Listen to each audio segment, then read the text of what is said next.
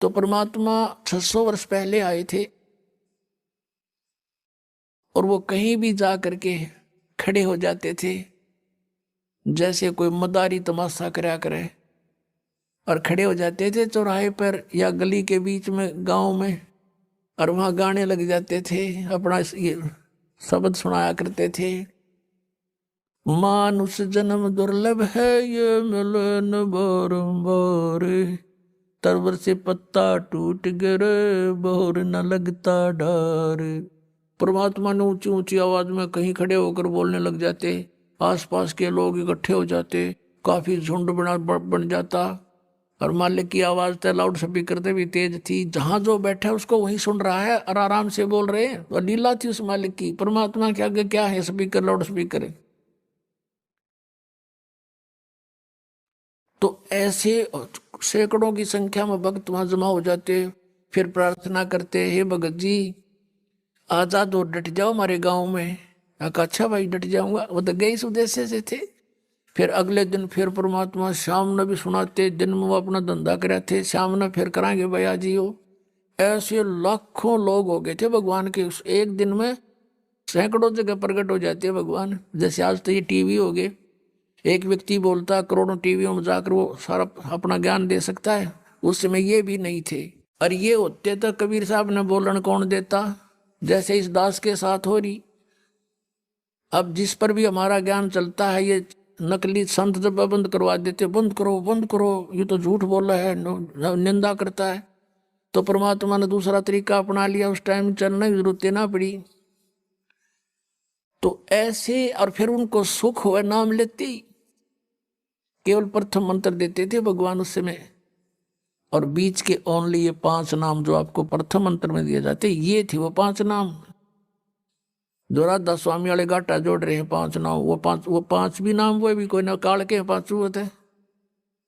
और इनसे लाभ होगा आपको यहाँ का भी, और यहाँ से हम चलेंगे, जैसे हमारे शरीर में चैनल बने हुए हैं, इनमें ये प्रधान बैठे हैं, इनके मालिक हैं ये, इनका अकाउंट क्लियर करके हम आगे जा सकते हैं त्रिकुटी पर। तो उस समय हमें ज्ञान आधार नहीं रहा, सुख गणे दिए परमात्मा ने, क्योंकि ये सुख सागर है प्रभु। इसकी शरण में आते ही किसी को प्रेतवादा थी, कोई देव रुष्ट था, या कोई शारीरिक कष्ट था, कोई सांसारिक बाधाएं थी, कोई कर्म ठीक नहीं हो रहे थे कार्य, वो सब ठीक होते चले गए। और ऐसे करिश्मे करे परमात्मा ने। उनके घरों में गरीब व्यक्ति थे और धरते शाम ने 10 रुपये धर के सोते, तड़के 100 पाते उनके घर पे, और वो आकर बताते तो गुरु जी की कृपा से ऐसी रजा होगी। कोई नो कहना तुम रख के भूल गए होगे, आप पे थर भूल लाग रही है, नो कदे हो आकर। तो वो जिसके बीता वो जाने, 100 रुपये कड़ब धर के भूलना समय था उस समय। तो अब भी ऐसी लीलाएं हो रही है। एक भक्त बता रहा था जी, मैं 1-1.5 वर्ष से कोशिश कर रहा था पुस्तक पढ़ के कि चालू नाम लूं, पर पैसे का अभाव था। तो वो कह रहा था कि ऐसे करते करते मैं घना दुखी हो गया, भगवान परमात्मा का इतना अमृत ज्ञान और मैं पहुंच नहीं पा रहा, रोने लग गया। एक दिन कहता 100-200 रुपये बैंक में पड़े थे, वो निकलवाने गया था, 6,000 रुपये बैंक में पाए। 6,000 रुपये मेरे अकाउंट में जमा हुए पाए। लेकर छक्कर हो ये परमात्मा, या दया भी बख्श दी। अगले दिन ट्रेन पकड़ दी, बहुत दूर रहने वाला था बच्चा।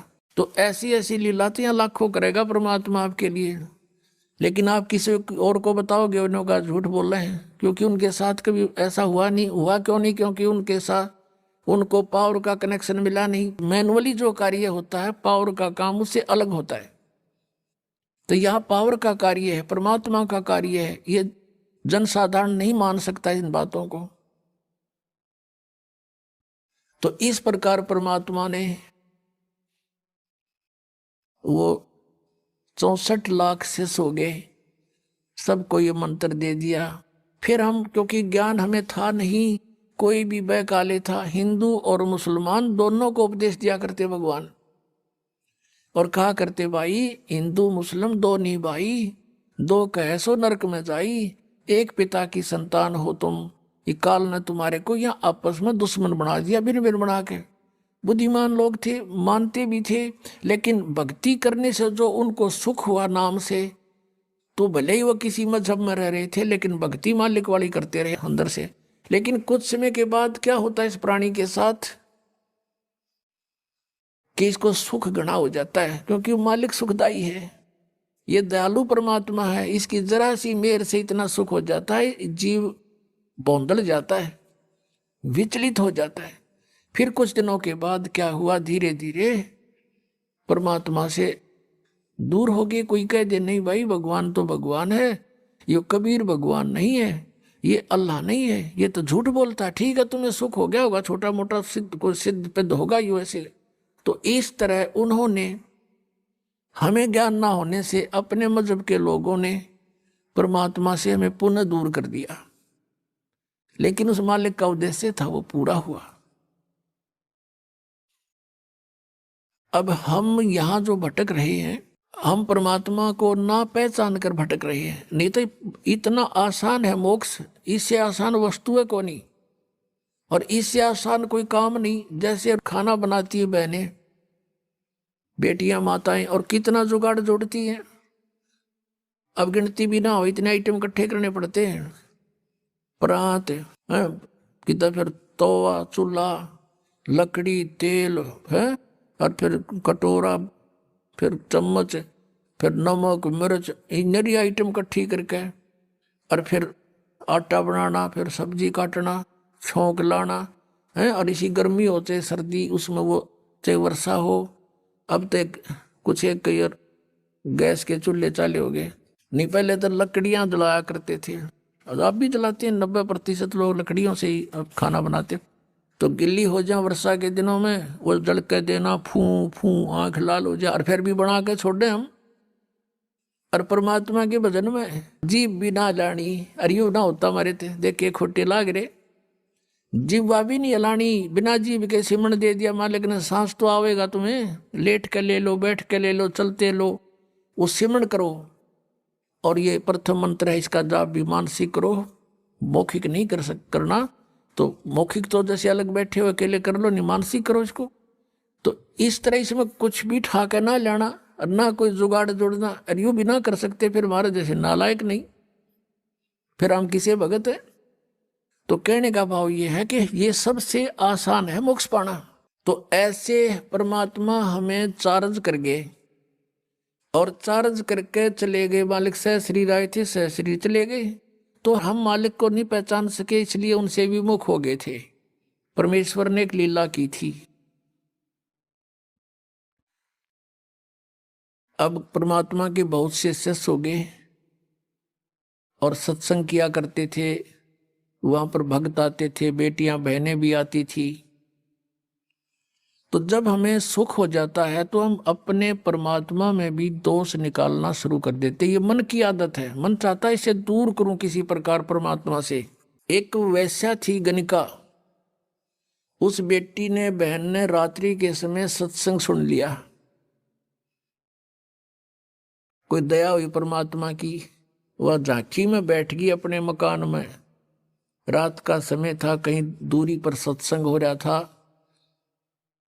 और रात्रि का जो साइलेंट पीरियड होता है, बिल्कुल शांत मौसम होता है, वातावरण, दूर तो का आवाज जाती है, और परमात्मा तो चाहे उसको सुना दे अगर दूर बैठे।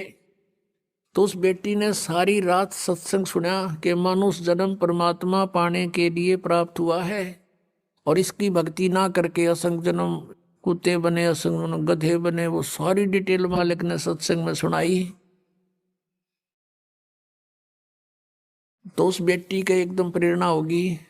पुण्यात्मा, सत्संग एक ऐसी वस्तु है, ये ऐसा तत्व है कि आत्मा को जोड़ के धर देता है, चाहे कसाई भी क्यों ना हो।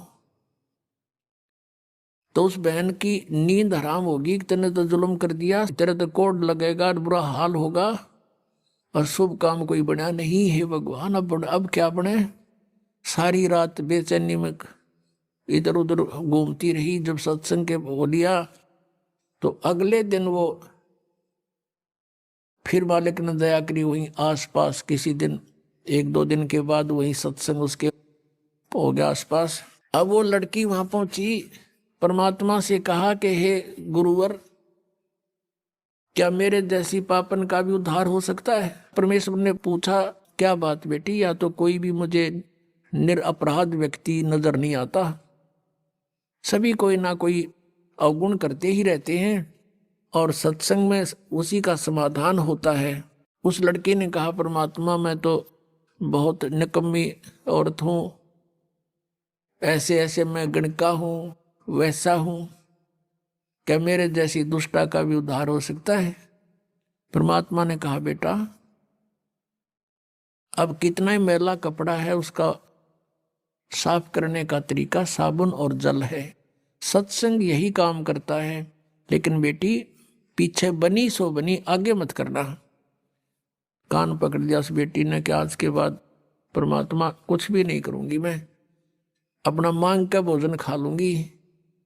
फिर परमात्मा ने कहा, बेटा जो भी तेरा ठीक है संस्कार था, लेकिन इस संस्कार को चेंज कर देंगे हम, भक्ति करना। अब उस लड़की ने उपदेश ले लिया। अब पुणात्मा जिसका लागा सोतन जाना, उसने तेन सोचा तू मरगी कति बिरानमाटी होगी तेरी, और उम्र भी 45 के आसपास हो चुकी है। और पुण्यात्माओं को ये काल जगह जगह अच्छी बुरी तरह फंसाता है। तो उसके लगन लगी, पिछला संस्कार प्रबल था बेटी का, जहां भी सत्संग हो लड़की वहीं पहुंच जा और निकट जा बैठे मालिक के मुंह की तरफ देखे और सत्संग सुने, गहराई से विचार करे। अब क्या होता है कि वहां संगत में जैसे कोई और बाहर के व्यक्ति कहने लगे रहे, तो तुम्हारे गुरुजी के पास तो वैश्या भी जान लगी, सुप्रसिद्ध वैश्या थी वहां उसकी, काशी शहर की। तो कुछ एक ने तो अपनी बहन बेटियों को, अपने जैसे पुत्रों को जाना बंद करवा दिया, और कुछ एक जो वहां जाते थे वो उस लड़की को धमकाने लग गए, तो मत आया कर यहाँ पर, तेने गुरुजी की बेइज्जती करा दी है, सारे शहर में चर्चा हो रही है। अब वो रुके क्योंकि उसको तो मुश्किल तरह पाया बेचारी ने, और वहां से दूर होगी तो उसने हिसाब ला लिया कि तेरा तो नाश हो गया, नरक में भी ठिकाना नहीं है। तो अगले दिन परमात्मा के सामने रोने लगी, प्रभु आपकी बेटी है तो पापन, प्रदाता अपना आश्वासन दिया है कि पापी भी पार हो जाते हैं, इस आस में मैं आपके चरणों में लग रही हूं और मुझे यहाँ आने के लिए मना किया जा रहा है। परमात्मा ने कहा, क्या बात सारी बता, कि ऐसे ऐसे कुछ भक्त कहते हैं, कुछ माई कहती हैं कि तू नीच है, यहाँ मत आया कर, गुरुजी की बेइज्जती करा दी। तब परमात्मा ने कहा, बेटा तू खूब आया करे और तुझे मना कर उसको मुझे बताना है। फिर परमात्मा ने सत्संग के माध्यम से उनको आगाह किया, भाई कोष्टी हो वह संत बंदगी कीजिए, हो वैश्या के विश्वास चरण चित दीजियो। यदि कोई भगत का कोड भी लाग रहा हो, चाहे कैंसर हो रही हो, लाड़ पड़ती हो, और वो भक्ति कर रहा है, नाम ले रखा है, उससे नफरत नहीं करनी चाहिए, उसको भी सत्साय बुलावे, प्यार से बोले। ये तो किसी का भी हो सके, यह बीमारी तो आपका भी हो सके जब बकवाद करोगे तो। लेकिन अब वो भक्ति कर रहा है तो भक्त हो गया वो, और इससे उसको राहत भी मिलेगी। और जैसे कहते हो वैश्या के विश्वास चरण चित दीजिए, यदि किसी बहन बेटी गलती से किसी भी दुष्कर्म में फंसी हुई है और वो भी सच्ची लगन से भक्ति करती है, कहते उसको भी रिस्पेक्ट देना, बकवाद नहीं करनी चाहिए। तो इस तरह के बहुत से प्रमाण दिए कि इंसान अपने अवगुणों को नहीं देखता, दूसरों में दोष निकालता है। और ये खास बात होती है कि चोर को चोर दिखाई देते हैं और दुष्कर्मी को सभी दुष्कर्मी दिखाई देते हैं। एक चोर आकर के एक नेक व्यक्ति के घर पर रुक गया, राह चलता अतिथि बन के। अब उस नेक व्यक्ति ने उसको एक नेक अतिथि जाना, क्योंकि वो स्वयं नेक था, उसने उसको चोर नहीं माना, खाना खिलाया, बढ़िया वस्त्र दिए, सर्दियों के दिन थे, अपने घर में चौक में सोया जहां आप सो रहा था। अब धनी तो सो गया ठाठ से, चोर उठा, उसका धन निकाल कर रात को चंपत हुआ। अब वो चोर तो चोर था, लेकिन उस नेक आदमी को चोर दिखाई नहीं दिया। फिर एक नेक व्यक्ति उस चोर के घर पर डट गया, राह चलता। अब उसने रोक लिया, रुक गया, अब वो नेक व्यक्ति तो सामने सो गया उसके घर पे, और वो सारी रात जागता रहा। कदे यू चोरी कर ले जा रात ने, कदे चोरी कर ले जा रात ने, यूं जागता रहा, क्योंकि वो दोष उसमें खुद विद्यमान था, उस नेक व्यक्ति में नहीं था, अतिथि में। और भी बहुत से प्रमाण परमात्मा ने दिए कि एक साधु किसी लड़की को पीटा जा रहा था, नगर के लोग उसको मार रहे थे, संत वहां पर पहुंच गए, वो बड़े सिद्ध पुरुष थे, सबको पता था कि इसकी वचन में शक्ति है। उसने कहा कि भाई बच्चों क्या हो गया, क्यों मार रहे हो उस बेटी को? सभी गांव वालों ने कहा कि ये उल्टा है, ये यहां दुष्कर्म करती है। तो संत ने कहा कि एक काम करो, रुक जाओ, ऐसे नहीं, इसको सजा हम बताएंगे, ऐसे देना, सब पत्थर उठाओ एक एक, और एक एक पत्थर इसको मारेंगे, इसको तरफा तरफा के मारेंगे, सब उठा लो। सब ने एक एक पत्थर उठा लिया। और संत ने कहा भी इसका पत्थर वो मारे जिसमें कभी कोई अपराध ना किया हो, जिसके मन में ये दोष ना हो, वो करे इस काम ने, नहीं तो यहीं भस्म हो जाओगे। एक के हाथ में पत्थर ना रहा और छोड़ कर दूर जा खड़े हुए। परमात्मा ने कहा, अरे कुछ तो सोचो निकम्यो, ये अकेली दुष्कर्म करती थी या तुम्हारे गांव का भी था कोई? नीचे मुंह कर लिया, उसको क्यों नहीं पीट रहे तुम? तो कहने का भाव ये पुण्यात्माओं, हम जब भगत बनाएंगे, परमात्मा के मार्ग में चलेंगे, तो इस तरह की सांसारिक बाधाओं से भी हमने निपटना होगा, और प्यार के साथ, इस ज्ञान के साथ हमने आगे बढ़ना है। अब वह लड़की आने लगी, लेकिन इतना ज्ञान सुनकर भी बुद्धि भ्रष्ट व्यक्ति उसी तरह व्यवहार करते रहे उस बेटी से। परमात्मा की आत्मा दुख पाई कि ये दुष्ट अभी समझे नहीं मैं क्या कहना चाहता हूं। अरे जब इनके इतने कष्ट थे, सब सो जिक्र करा करते हैं, भगवान हमें ऐसे सुख हो गया, मुझे ऐसे सुख हो गया, आपकी दया होगी, हमारे तो बुरा हाल हो रहा था, आपने बसा दिए। और आज स्वयं ये प्रभु पा के गए यहाँ पर अरेंजमेंट करने वाले। तो परमात्मा ने क्या किया, वह लड़की को बहुत तंग करने लगे, तो परमेश्वर क्या करने लगे, उस लड़की के घर पर जान लगे, बेटी मैं आऊंगा वहां तेरे घर पे। अब वो बदनाम क्षेत्र, और वहां कबीर परमेश्वर जावे, और चौक में बाहर चारपाई लगा ले, मेन गली के ऊपर गेट, वहां सामने चारपाई लगा कर बैठ जा, लड़की बैठ जा सामने, लड़की के पैरों पे पैर रखकर वो पैर दबा, और परमात्मा उसके सांथलों पर पैर रख के बैठ गए। और वो चेले जान देखे, खे दे ही जा, और भी बताऊं, काजा दिखाऊं तेरे गुरु जी के कारनामे। अब कहने का भाव यह है कि परमात्मा ने सोची, या सुर अच्छी ना होती, लाइन का एक कब परीक्षा कर लो, किसी एक भक्त रह रहेंगे। उनको समझ चुके थे कुछ हद तक आदरणीय रविदास साहिब जी, और वो ज्यादातर कबीर साहब के साथ ही रहते थे। रविदास जी से कहा कि भगत एक काम कर, एक हाथी ले आ किराए पे, हाथी किराए पे ले आई, और उस लड़की से कहा, बेटी कल तो पूरी तरह अपना पूरा श्रृंगार करके आ जाना। अब ठीक पिताजी, जो आपकी आज्ञा, आपकी बेटी हाजिर रहेगी। तो उसने ऐसे अपना सारा श्रृंगार किया।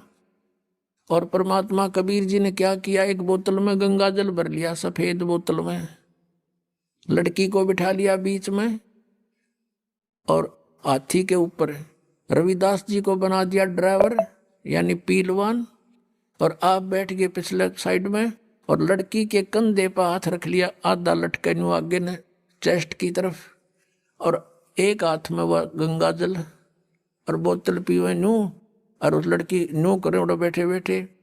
अब परमात्मा ने कहा रविदास जी को कि मेन बाजार में के काट दिया अपनी गाड़ी को।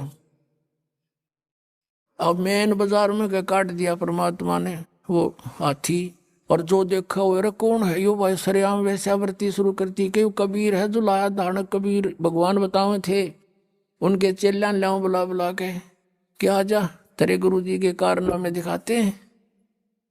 वो जो सा देखा नू कहे ना, मैं तो वहीं आ गया, जाया करता कदे कदे, मैं ना जाता था वहां पर, मुझे तो फलाना लेके गया था एक दिन। इस तरह कहने का भाव ये है कि 64 लाख का ग्रुप हो गया था, और इस लीला न देख के एक नहीं पाया टोया भी, सब विमुख हो गए परमात्मा से। अब क्या बताते हैं आदरणीय गरीबदास साहब जी, कहते हैं परमेश्वर ने यह लीला किस लिए की थी कि बड़ुआ बड़ुआ सब कहें कोई न जाने खोजी, दास गरीब कबीर कर्म यो डारे सिर का बोझे। सब उसको बड़ुआ बड़ुआ कहने लगे परमात्मा को, कोई इस गहराई से समझ नहीं सका ये लीला क्यों की थी कि दास गरीब, गरीबदास साहब जी कह रहे हैं कि कबीर कर्म और डाल सिर का बोझ, के ये 64 लाख का वजन धर लिया सिर के ऊपर, एक भी चेला नहीं ये मोक्ष होने दोगा। कहते इनको पटक रहा, अपने अपने सिर से पटक रहा इनको नीचे। अब परमात्मा उनसे कहा करते थे कि जब तुम्हारा विनाश होया पड़ा था, किसी को कोई दुख था, किसी को कोई दुख था, जब तो मैं भगवान था और आज मैं शैतान हो गया, इतनी बुद्धि काम करती है तुम्हारी। अपनात्मा गुरु से विमुख होने के दो कारण होते हैं, एक तो गुरुद्रोही बन जा, और एक वैसे अपना कोई किसी कारण से गुरु के प्रति दोष ना रखकर उन्हें छोड़ जा मार्ग ने, तो उसमें अंतर होता है। गुरुद्रोही जो होते हैं, गुरु में दोष निकाल कर, उस 64 लाख के 64 लाखों ने गुरुजी में दोष नहीं माना था, लेकिन लोक लाज से जाना बंद कर दिया। कुछ एक थे जो उसमें मुखिया से, जो कुछ टाइप के लोग होते हैं जो स्वयं निकम्मे गणे होते हैं, तो वो परमात्मा के विमुख दोष रखा करते थे, तो उनको गुरुद्रोही कहा जाता है। और जो वैसे किसी कारण से विमुख हो जाते हैं तो उनको परमात्मा क्षमा कर देते हैं। इनको मालूम है कि इन प्राणियों के ऊपर कई प्रकार के प्रेशर है, लेकिन अब पिछली पीढ़ी तक लाने के लिए उनको चार्ज कर दिया था, उनकी भक्ति करवा दी, उनसे दान धर्म करवा दिए थे, तो उस कारण से फिर मनुष्य जन्म मिलते हुए आप जी को अब तक आ रहे हो।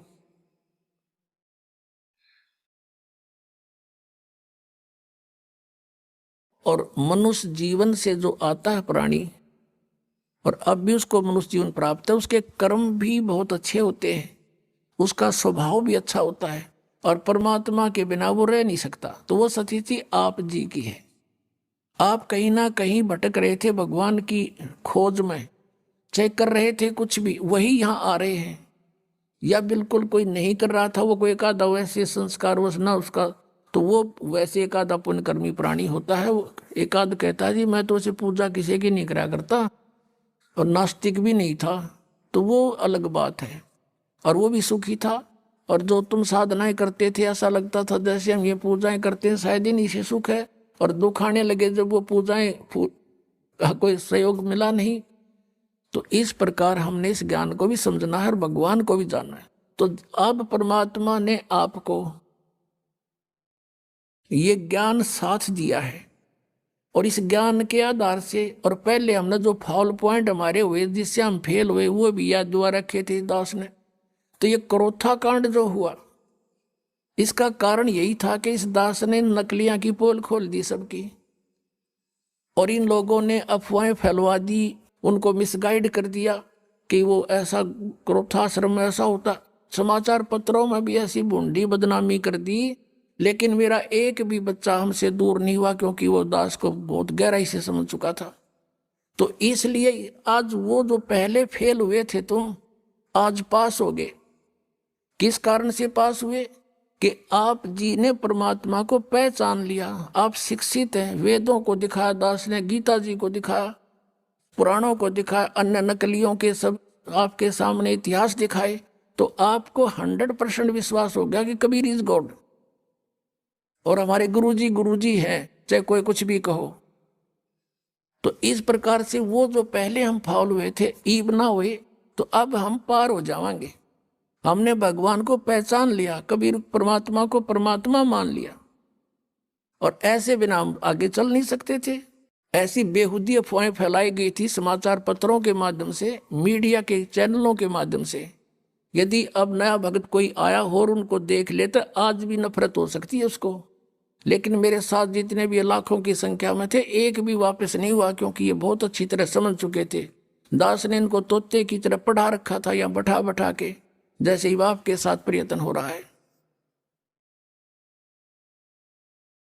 अब जो प्रसंग चल रहा है, जो जन मेरी शरण है ताका हूं मैं दासी, गेल गेल लाग्या फिरूं जब तक धरती आकाशी, जो बच्चा गौ की नजर में यूं साई को संत, भक्तों के पीछे फिरे यू भक्त वत्सल भगवंत।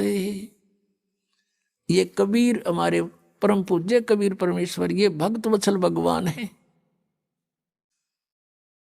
अब उन्हीं आत्माओं में से एक आत्मा मुसलमान घर में जन्म हुआ, उसका राबिया नाम था उसका, राबी। अब परमात्मा किसे दयालु हैं, जैसे आपने आपको बहुत बार वेदों के प्रकरण दिखाए हैं। ऋग्वेद मंडल नंबर 9 सूक्त नंबर 86 के मंत्र 26-27 में, ऋग्वेद मंडल नंबर 9 सूक्त 82 के मंत्र 1, 2, 3 में, ऋग्वेद मंडल नंबर 9 सूक्त 96 के मंत्र 16 से 20 में, ऋग्वेद मंडल नंबर 9 सूक्त 1 मंत्र 8 और 9 में, ऋग्वेद मंडल नंबर 9 सूक्त 20 मंत्र 1 में, और भी अनेकों स्थानों पर। अब आप समय आने पर मालिक की दया होगी, इन वेदों का एक अच्छी तरह से जो अनुवाद किया जाएगा। तो वेदों में भी लीला लिखी है, भगवान ऐसी लीला करता है। वो परम अक्षर ब्रह्म पूर्ण परमात्मा है।